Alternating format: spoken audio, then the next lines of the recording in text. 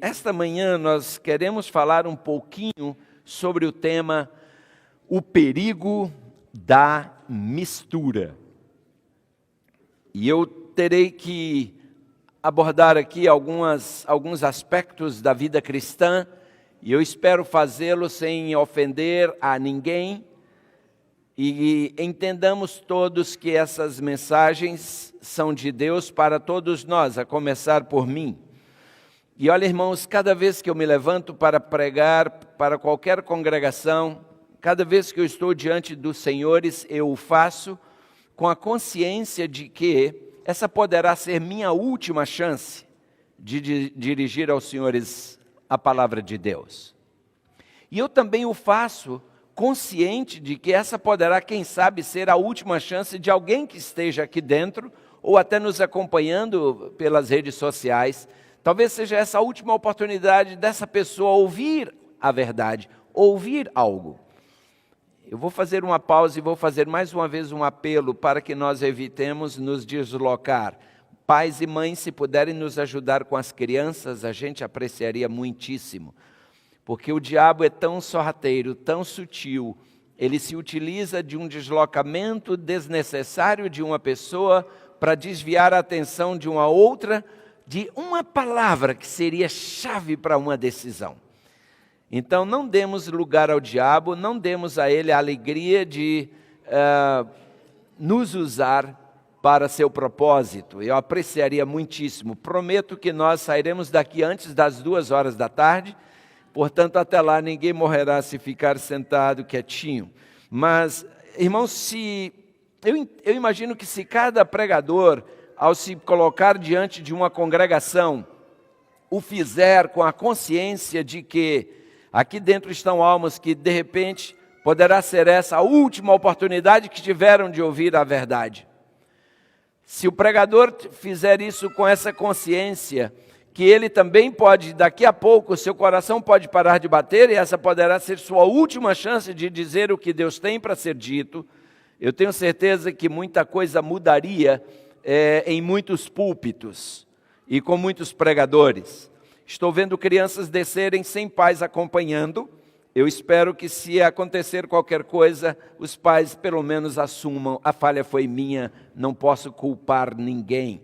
Apreciaria mais uma vez a cooperação de todos, no sentido, eu sei, irmãos, é desconfortável isso para você que está ouvindo, é desconfortável para mim que estou falando, mas eu vou insistir sempre no assunto reverência, vou insistir no assunto segurança. Nossas crianças não podem andar por aí desacompanhadas dos pais. Eu imagino que alguns pais talvez sejam um pouquinho mais despreocupados com essa questão, mas nós não somos, então nós estaremos sempre enfatizando isso aqui e contando com vossa compreensão. Irmãos, o propósito de uma liturgia, o conteúdo de uma mensagem, os hinos que se cantam numa igreja, o louvor que se apresenta, não visam e não podem visar, não podem objetivar, entreter lobos. Tudo que se faz aqui tem que ter um propósito só: alimentar ovelhas. Muitas vezes eu vejo algumas situações em alguns lugares por onde eu vou, estou falando de igrejas, onde parece que toda a programação tem o objetivo de entreter lobos e não alimentar ovelhas. Esse não é o nosso propósito aqui. Então é possível que lobos que venham aqui se sintam desconfortáveis a ponto de dizer: não volto mais, porque é boring, é isso, é aquilo. Vá em paz, aqui não se distrai, não se entretém lobos, aqui se alimenta ovelhas. E orem por nós, queridos. Nos púlpitos, nossos púlpitos, eu digo, tem que continuar sendo púlpitos e não palcos. Na igreja de Deus não há lugar para entretenimento. Na igreja de Deus há lugar para a pregação do evangelho preto e branco como ele é. Claro e cristalino como ele é. Definitivamente, irmãos, não me considero saudosista, Mas estando nessa igreja por 64 anos, porque tive o privilégio de nascer já no contexto adventista, eu tenho saudades do tempo em que os pregadores pregavam. Tenho saudade dos tempos em que pastores eram homens nos quais se via um reflexo de Deus. A começar pela sua maneira de vestir.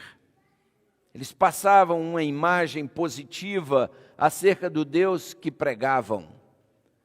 Hoje estou vivendo uma era em que vejo muitos pregadores se vestindo como adolescentes, mostrando para os adolescentes que eles estão tão desorientados quanto eles.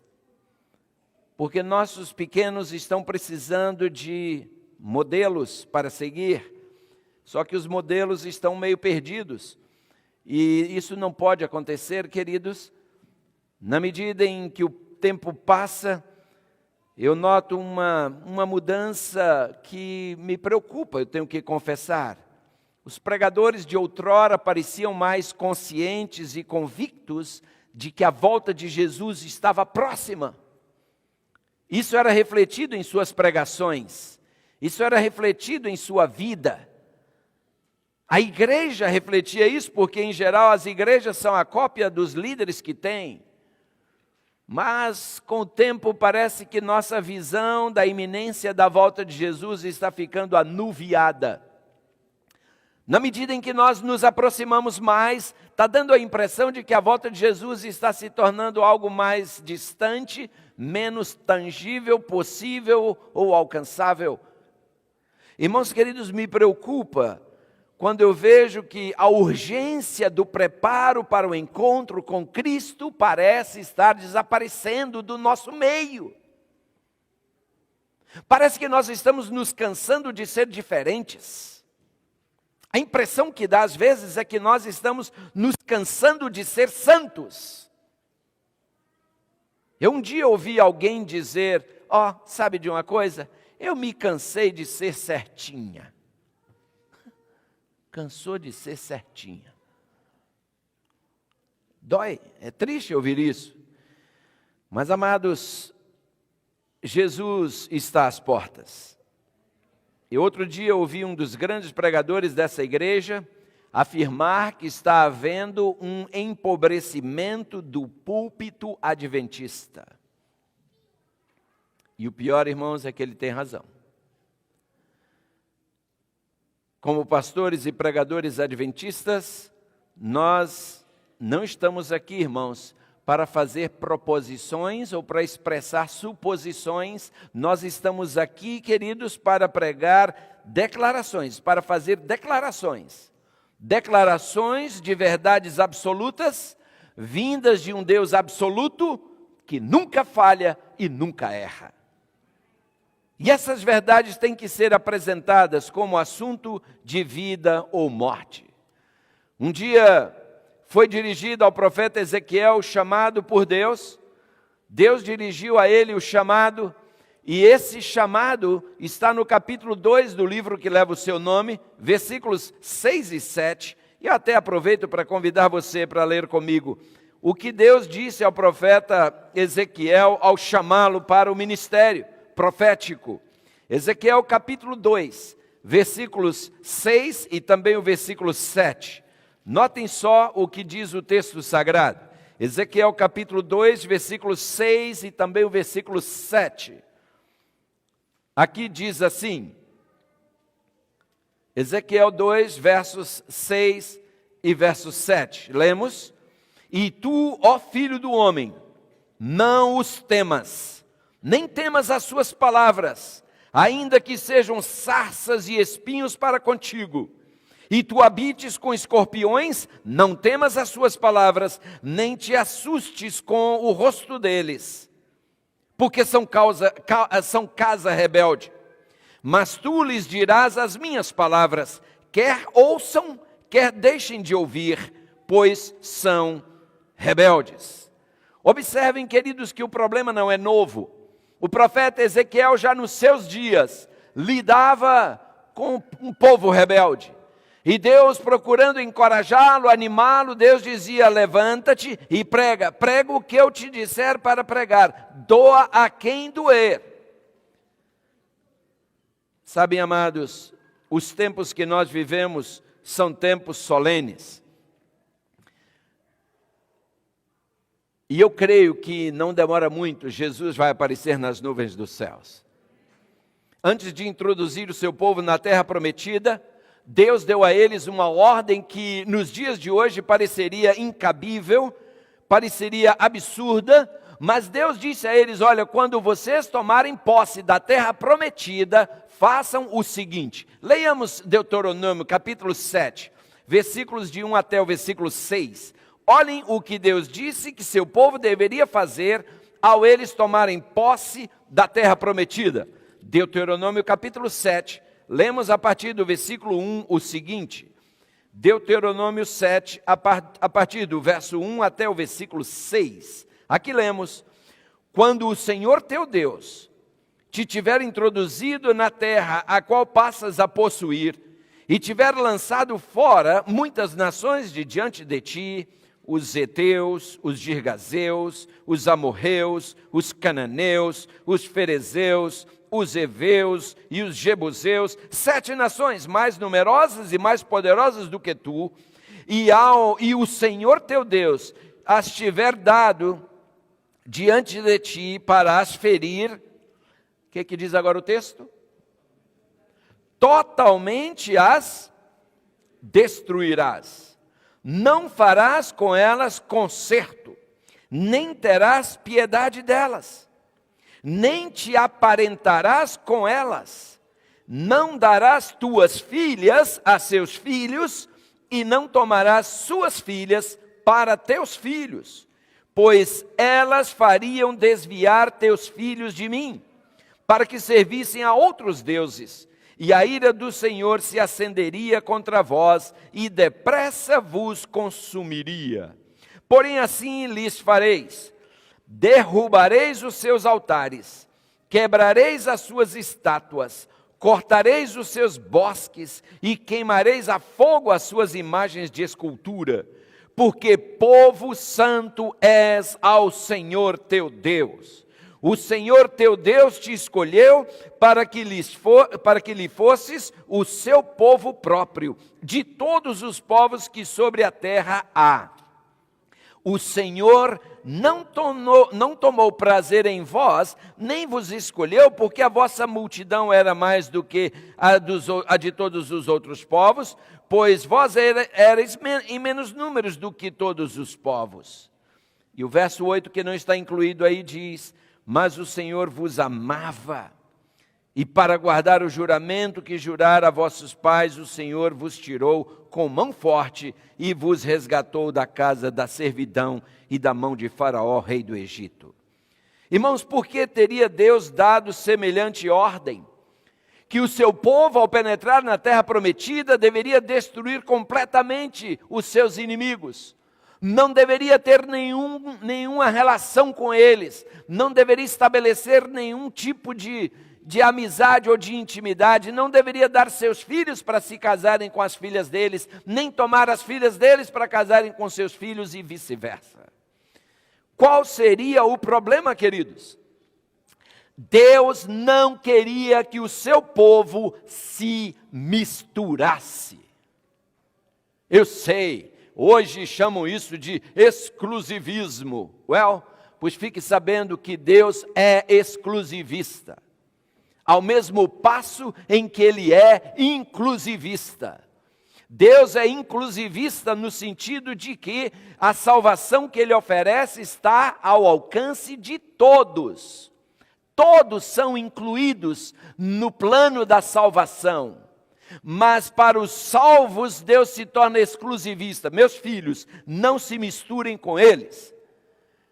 Aqueles que não quiseram ser salvos se tornam uma ameaça para os salvos. Há um perigo, irmãos, quando nós continuamos entretendo relações com aqueles que não professam a nossa fé. Há um perigo muito grande quando nós começamos a contemplar como eles vivem, começamos a sentir saudades das panelas do Egito.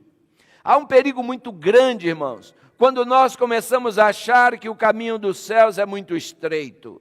Não, ele não é. Ele pode ser estreito para o ímpio, mas para o salvo, quando alguém aceita a Cristo e pela graça de Cristo, você logo percebe que o caminho é suficientemente confortável para se caminhar nele. Sim, depende só das suas prioridades, depende de onde estão suas prioridades focadas. Qual é o problema de misturar? Irmãos, misturar é um perigo, porque misturar significa mesclar, combinar ou fundir em uma só massa, de modo que as características individuais desapareçam. Essa é a definição que o dicionário oferece para misturar. Ou seja, mistura, meus queridos irmãos, é nada mais, nada menos do que a mescla de dois elementos, fazendo com que eles percam suas características individuais, originais, e assumam um caráter novo, particular e diferente. Eis o perigo da mistura. Os irmãos se lembram o que foi que provocou a ira de Deus sobre os antediluvianos? Você seria capaz de dizer o que foi que fez com que Deus mandasse o dilúvio? Eu sei que você sabe porque você lê a Bíblia. Gênesis capítulo 6, versículos de 1 a 3, nos lembram por que foi que Deus mandou o dilúvio. Gênesis 6, de 1 a 3 diz: e aconteceu que, como os homens começaram a multiplicar-se sobre a face da terra, e lhes nasceram filhas, viram os filhos de Deus que as filhas dos homens eram formosas, e tomaram para si mulheres de todas as que escolheram. Então disse o Senhor: não contenderá o meu espírito para sempre com o homem, porque ele também é carne. Porém, os seus dias serão 120 anos. Notaram, queridos, qual foi a essência do problema?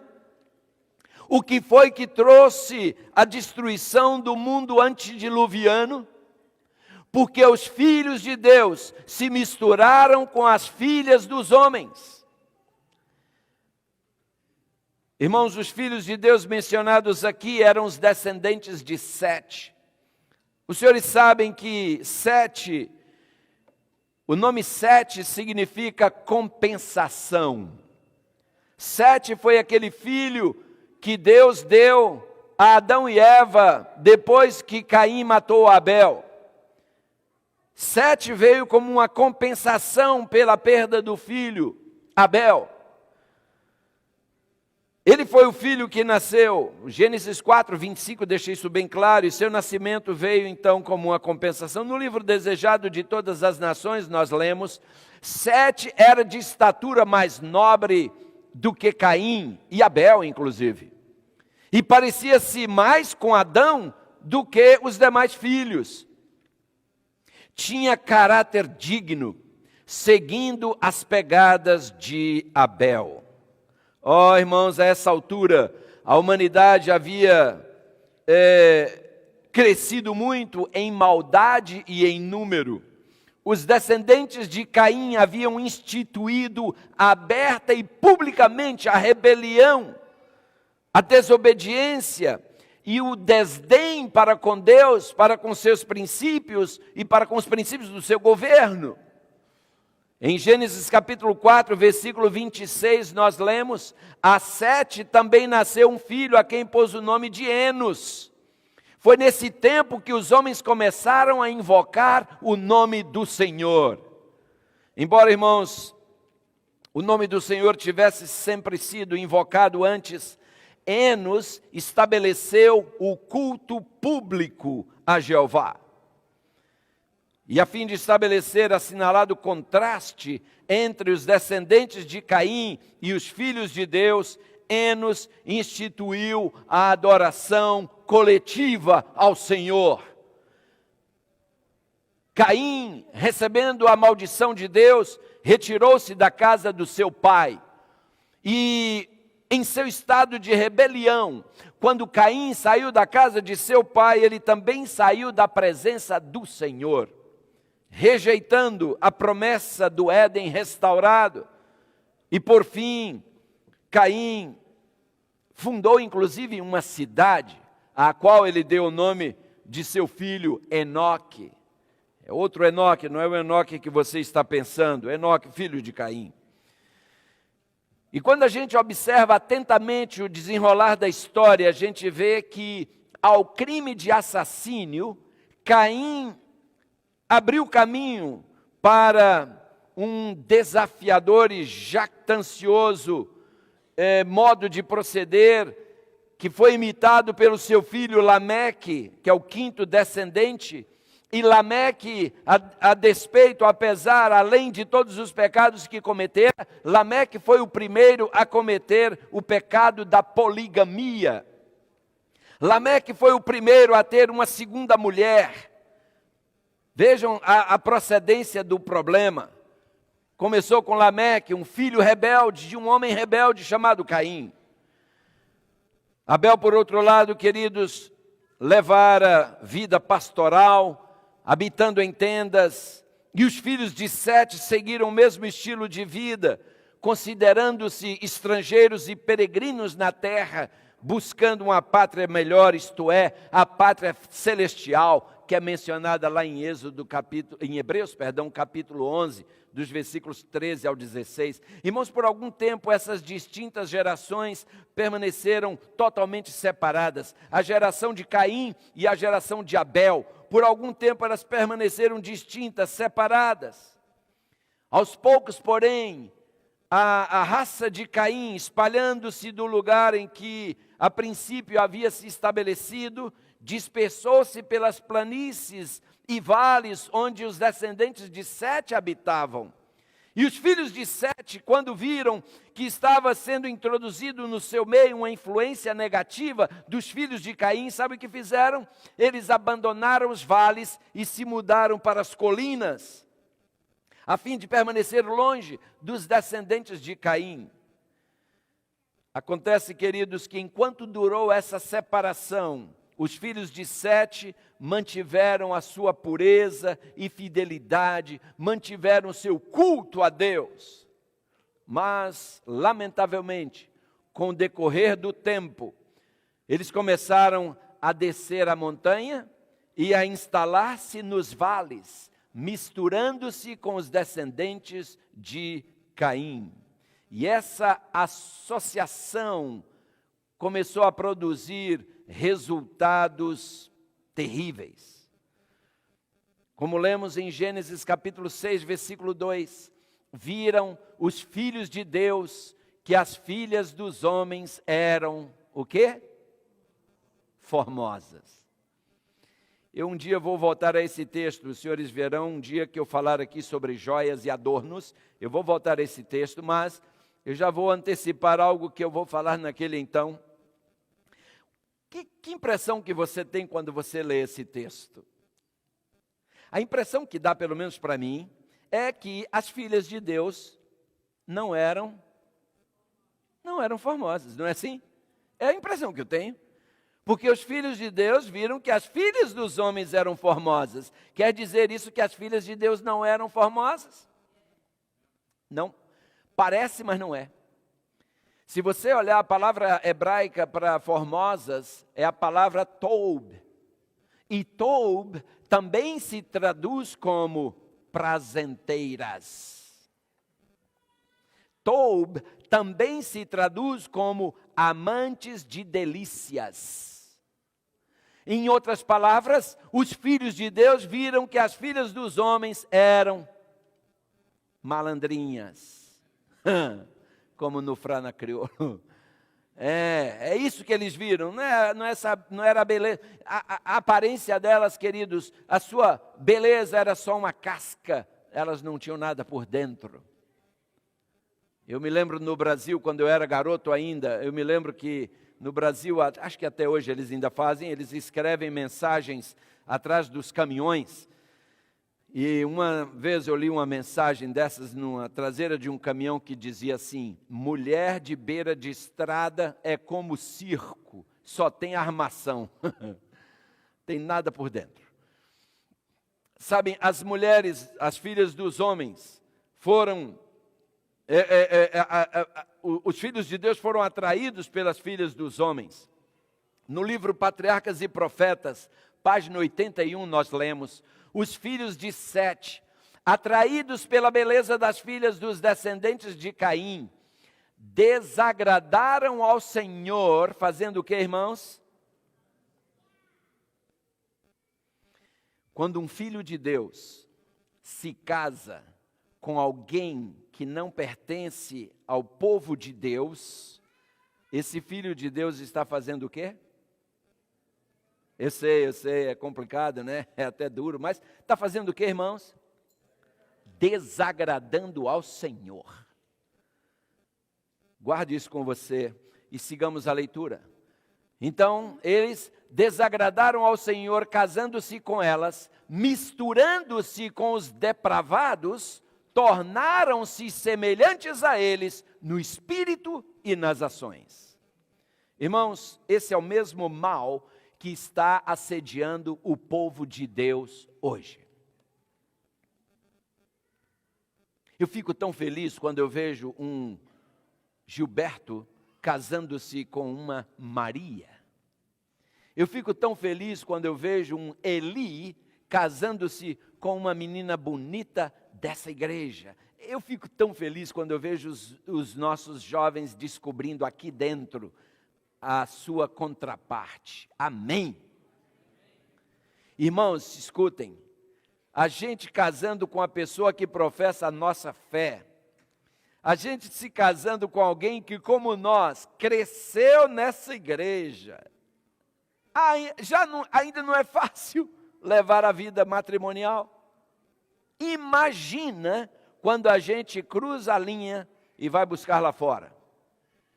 Depois vem as lágrimas, depois vem os problemas, depois vem as consequências. Irmãos, quanta gente está culpando o diabo por problemas que são apenas Gálatas 6:7.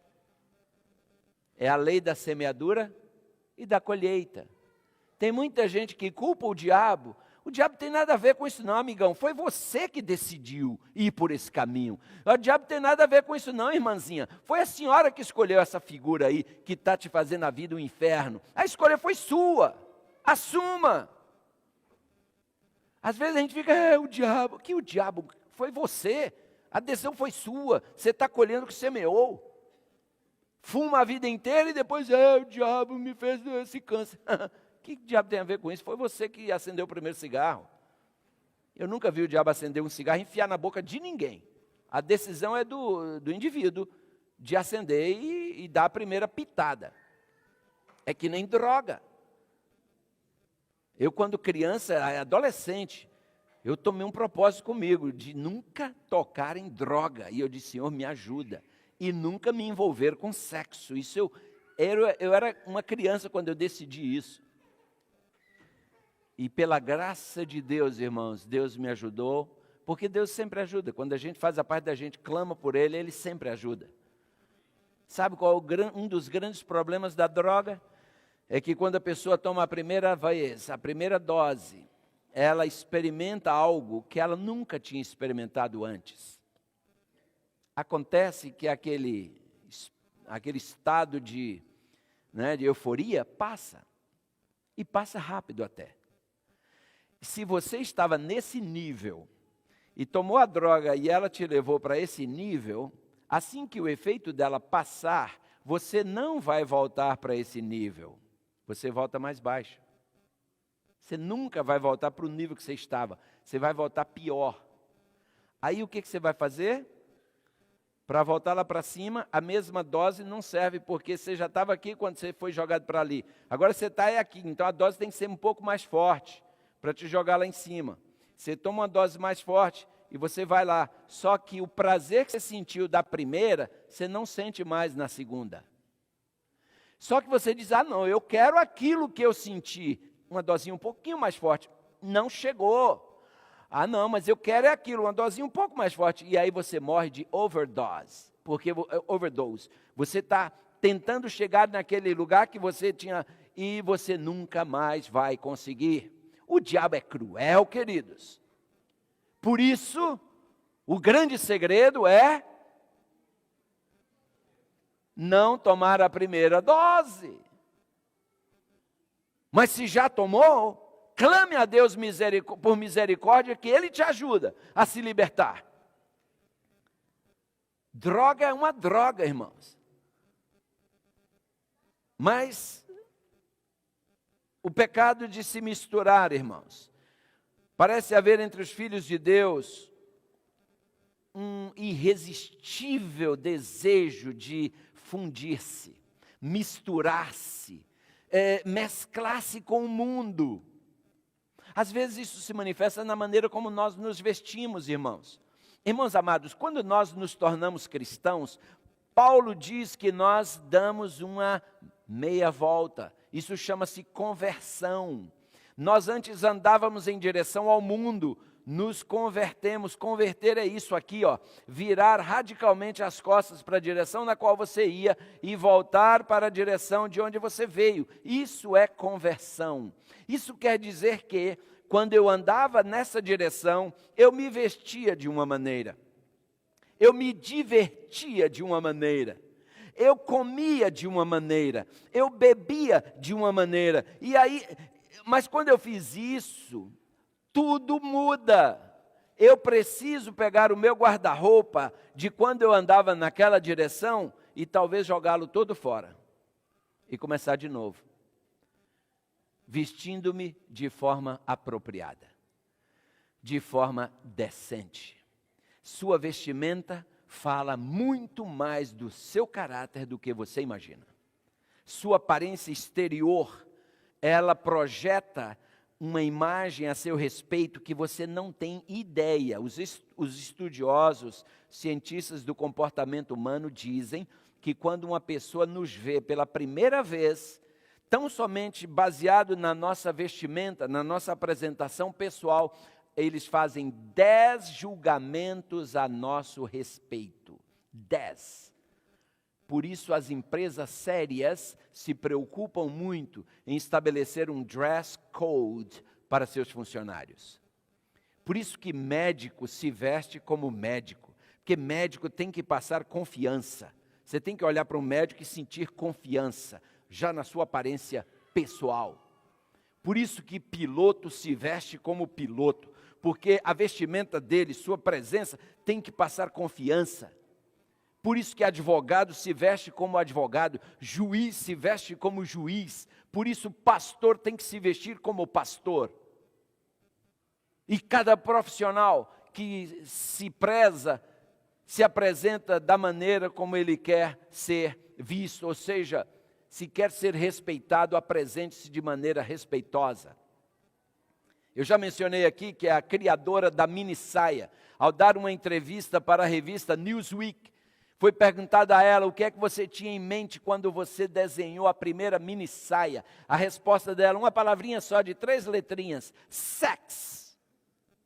Era tudo que ela tinha em mente quando ela desenhou a mini saia. E naquela entrevista foi perguntado o que uma mulher vestida de uma mini saia, que mensagem ela está passando para os que a observam. A criadora da mini saia respondeu, I am available for sex. É mole? Você entende por que é que uma filha de Deus não usa mini saia? Não é porque sua igreja é quadrada, não é porque... Não! É porque você não é um produto à disposição do público. Você não é nenhuma prostituta. Você é uma filha de Deus. Agora, muitas vezes não vestimos a mini saia, mas nós vestimos uma roupa, irmãos, que cola no corpo, que mostra cada curvatura do corpo. Minha pergunta é, qual é a sua intenção ao sair com uma roupa dessa? Qual é a sua intenção?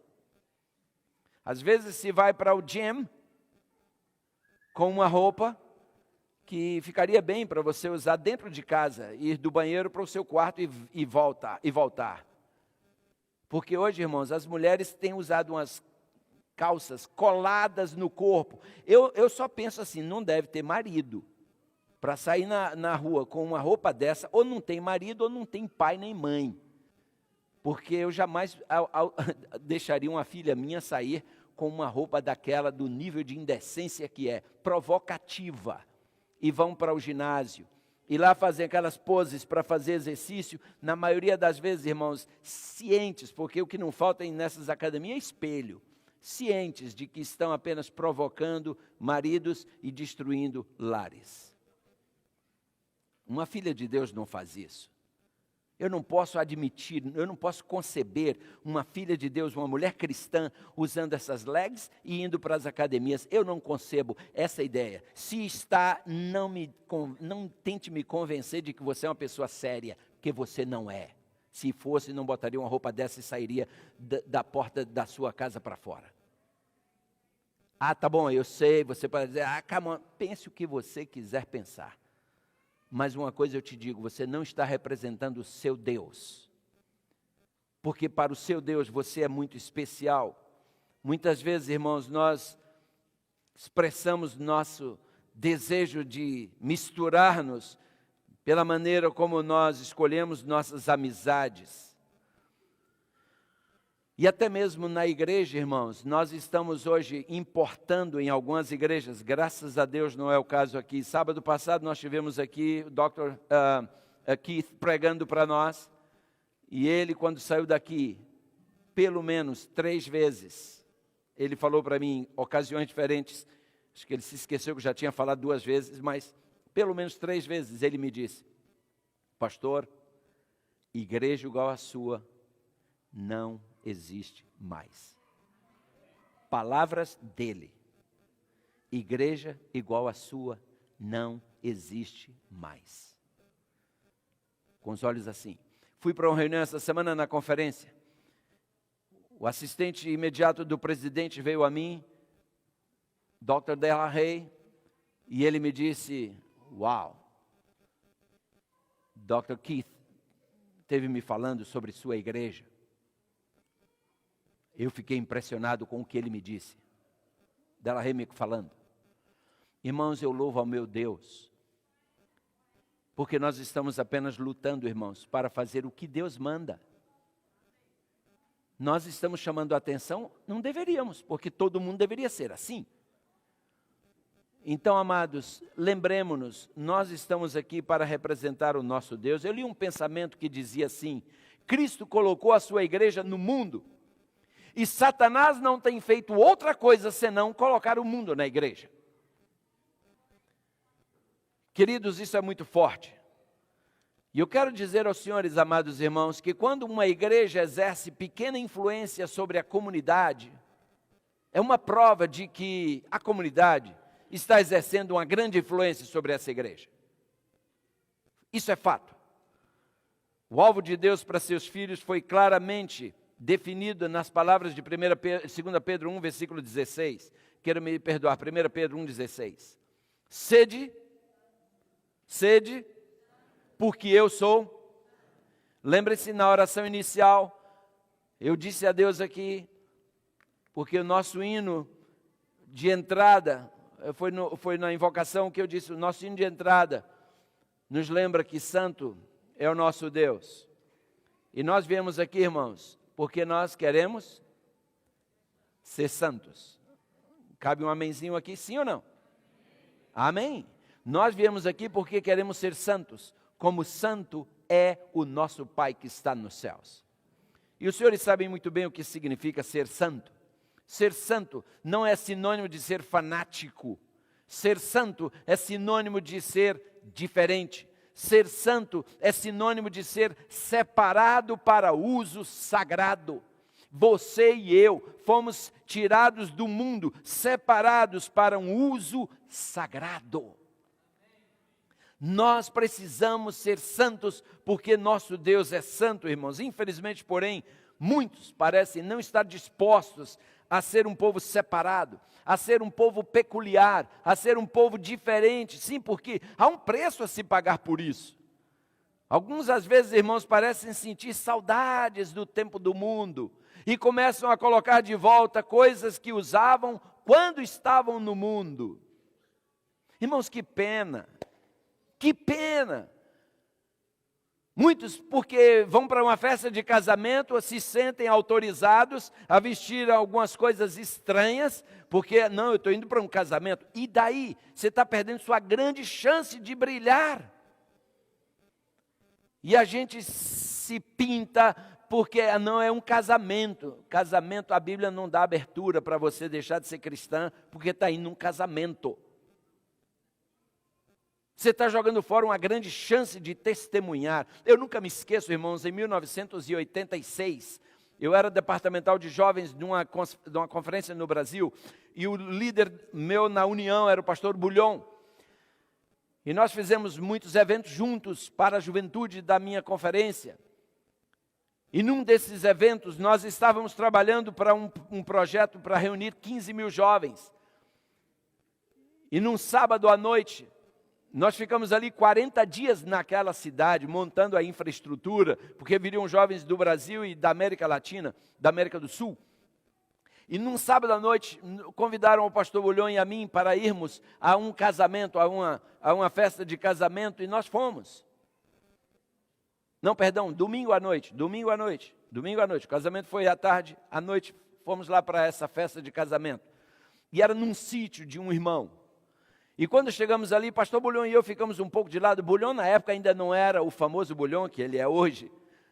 Bulhon na época ainda era pouco conhecido. Então a gente estava assim de lado, nós dois observando os jovens, conversando, e era um sítio, e tinha assim uma pequena elevação, nós ficamos ali olhando a juventude. Aí o pastor Bulhon disse assim: você está vendo aquela menina de azul? Falei, tô. Ele disse, olha a diferença. E eu disse, não, já notei. Irmãos, parecia uma gota de óleo na água. Uma menina totalmente diferente, para o bem. Sem nenhuma maquiagem, sem nenhuma vaidade, com uma vestimenta decente. A moça tinha um brilho, uma beleza que a destacava das demais. E o pastor Bulhon dizia, veja, aquilo ali deveria ser a norma, e infelizmente a exceção à regra. Irmãos queridos, assim tem sido. Há um preço a se pagar, e muitos parecem sentir-se cansados das regras, dos regulamentos estabelecidos por Deus para reger a vida do seu povo. Parecem não resistir à primeira oportunidade que tem para desenterrar a velha natureza, o velho homem. Mas Deus nos diz, vós sois geração eleita, o sacerdócio real, a nação santa, o povo adquirido, para que anuncieis as grandezas daquele que vos chamou das trevas para a sua maravilhosa luz. Irmãos, Moisés compreendia que só havia uma coisa que tornava o povo de Deus especial. Moisés entendia que o que os tornava diferente dos demais povos era a presença de Deus no meio deles. É muito interessante quando a gente lê Êxodo capítulo 33, é um outro texto que eu vou ler quando eu falar aqui de joias, sobre joias, mas Deus vinha acompanhando o seu povo desde que saíram do Egito. Quando você chega no capítulo 33 de Êxodo, Deus diz, chega, não vou mais no meio de vocês, não. Eu vou mandar um anjo com vocês, vou expulsar os inimigos, mas eu não vou no seu meio, não vou com vocês mais. E Moisés entra em pânico e diz, Senhor, peraí, o que está acontecendo? Por que o Senhor não vai conosco? Se você ler a versão linguagem de hoje, você vê ali Êxodo 33, você pode ler dos versos 1 até o verso 6. Deus diz, eu não vou no meio de vocês, sabe por quê? Porque vocês estão usando joias.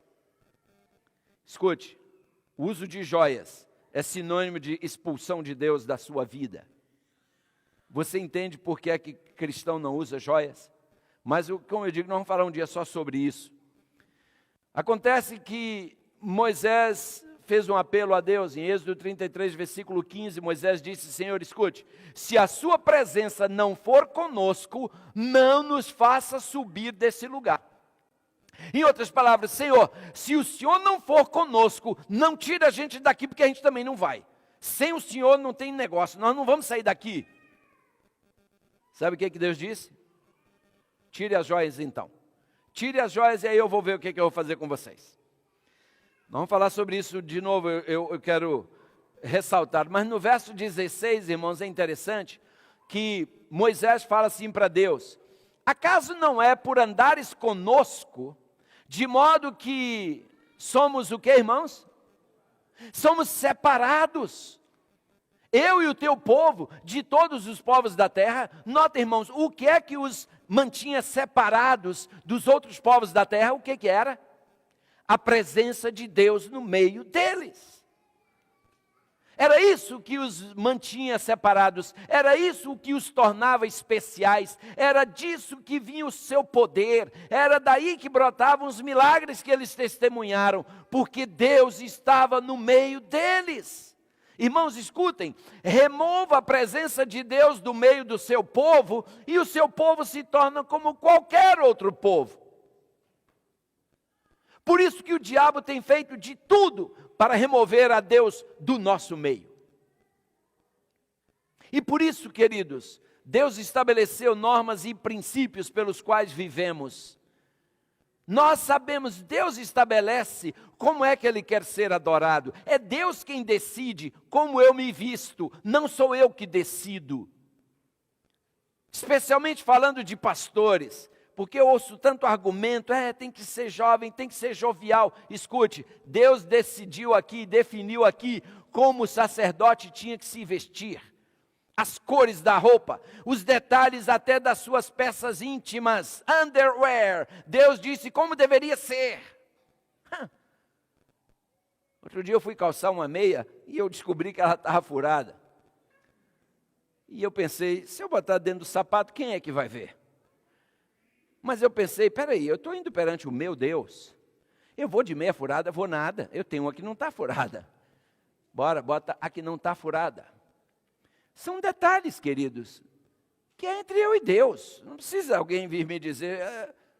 Sabe, você sabe, quando você se veste, você se para diante de um espelho, eu tenho certeza. E aí você deve responder aquela pergunta para você mesma: estou eu me vestindo para honrar o meu Deus ou para me tornar sexy e fazer homens pecarem? Homens também, escutem, homens. Estou eu me vestindo para honrar e glorificar o meu Deus ou para parecer sei lá o quê, que eu nem sei o quê? Você sabe a resposta, você sabe. E se você tiver um cônjuge consagrado e convertido, esse cônjuge vai te ajudar muito. Porque minha esposa e eu fazemos assim, um ajuda o outro. Olha, essa roupa não está 100% não. Um ajuda o outro. E assim deve ser, queridos.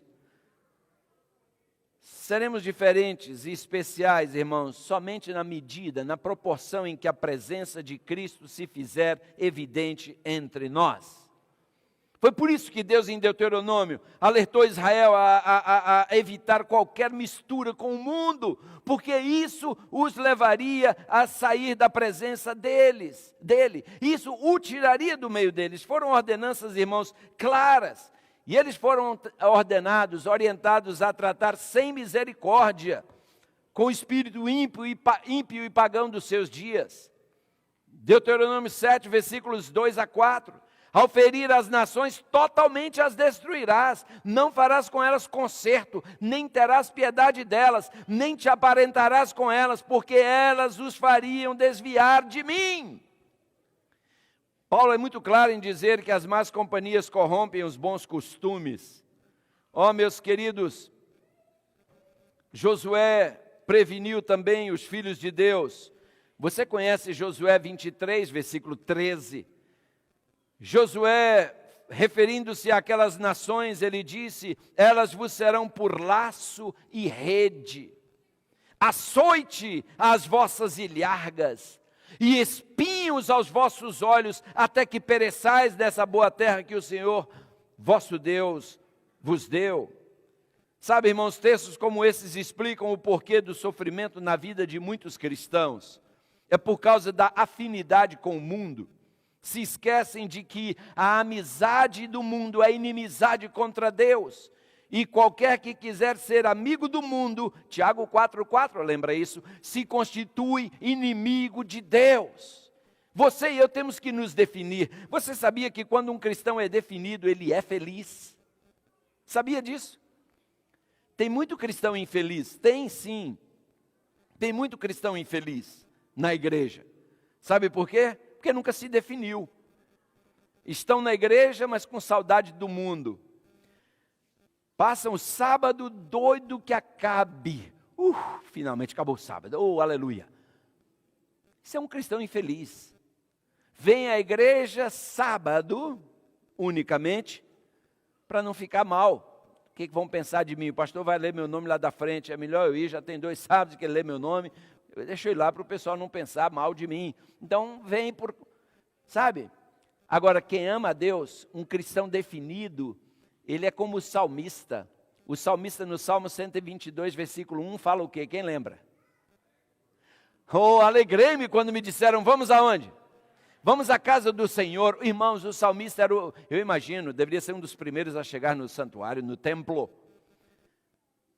Quando a gente ama alguém, a gente tem prazer de estar na presença desse alguém. Eu, pelo menos, quando eu namorava, brother, eu queria chegar antes da hora marcada e ficar até depois da hora possível, porque tinha horário.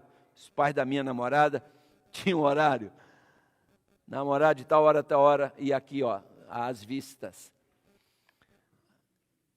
Quando a gente ama, a hora voa. Quando a gente não ama, a gente fica assim, que hora que esse sermão vai acabar? Oh, meu. Tudo é uma questão de amor, de coração.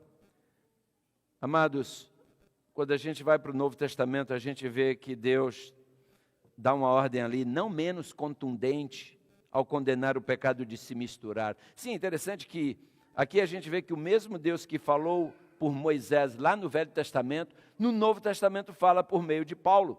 E eu já estou encerrando, mas quero ler com você 2 Coríntios 6, versículos 14 a 18. 2 Coríntios 6, versículos 14 a 18, vejam só o que Deus nos fala através do apóstolo Paulo. 2 Coríntios capítulo 6, a partir do versículo 14. Olhem só o que Paulo nos fala aqui, inspirado por Deus. Leia comigo, por gentileza. Na minha Bíblia eu já sublinhei isso tantas vezes que está quase até difícil de ler. 2 Coríntios, capítulo 6, versículos 14 até o versículo 18. Aqui diz, não vos prendais a um jugo desigual com os infiéis. Porque que sociedade tem a justiça com a injustiça? E que comunhão tem a luz com as trevas? E que concórdia existe entre Cristo e Belial? Ou que parte tem o fiel com o infiel? E que consenso tem o templo de Deus com os ímpios? Porque vós sois o templo do Deus vivente, como Deus disse, neles habitarei e entre eles andarei, e eu serei o seu Deus e eles serão o meu povo. Pelo que saí do meio deles e apartai-vos, diz o Senhor, e não toqueis nada imundo, e eu vos receberei. E eu serei para vós pai, e vós sereis para mim filhos e filhas, diz o Senhor Todo-Poderoso. Irmãos, do Velho Testamento, quando Deus quis revelar seu poder, ou o poder de sua presença para aqueles ímpios egípcios, Ele traçou uma linha de separação entre o povo de Gósen, o seu povo, e o resto dos egípcios.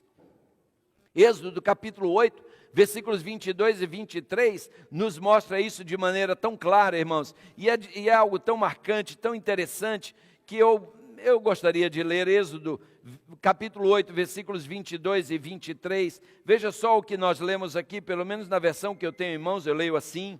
E porei separação entre meu povo e o teu povo. Aqui a mensagem estava sendo dada para Faraó. Amanhã será este sinal. E o Senhor fez assim.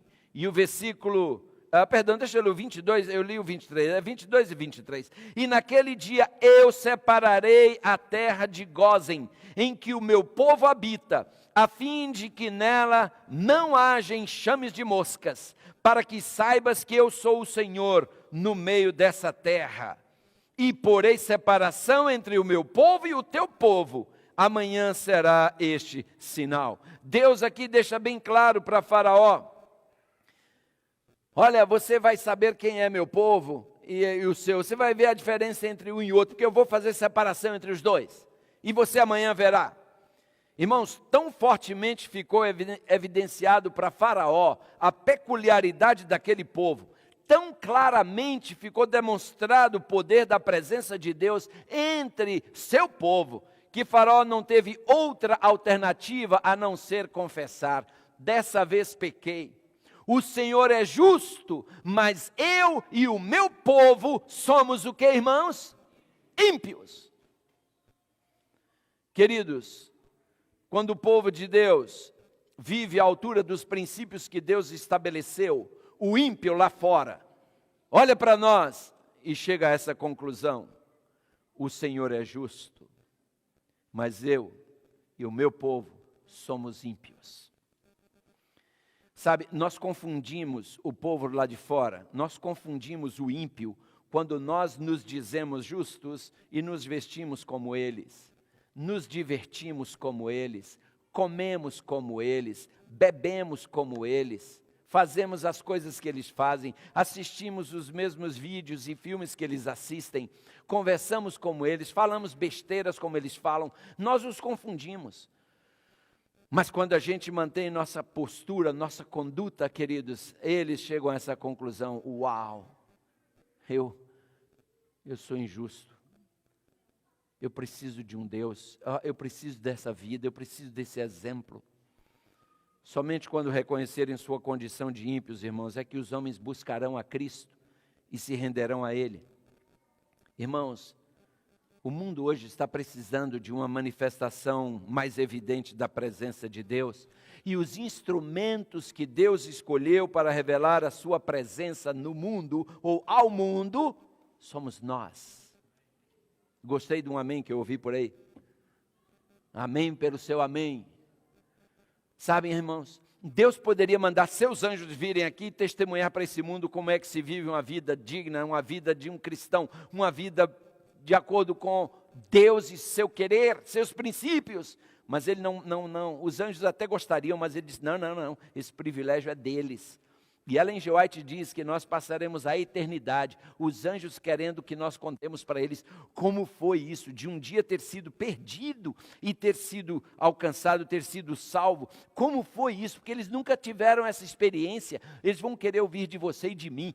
Como foi levar outros a Cristo? Alguém que estava nas garras de Satanás e você foi instrumental para tirá-lo. Como foi isso? Os anjos estarão querendo que nós contemos para eles as maravilhas, irmãos, da conversão e da vida transformada. Mas a pergunta é: estamos nós vivendo esse estilo de vida? Somos nós o sal da terra?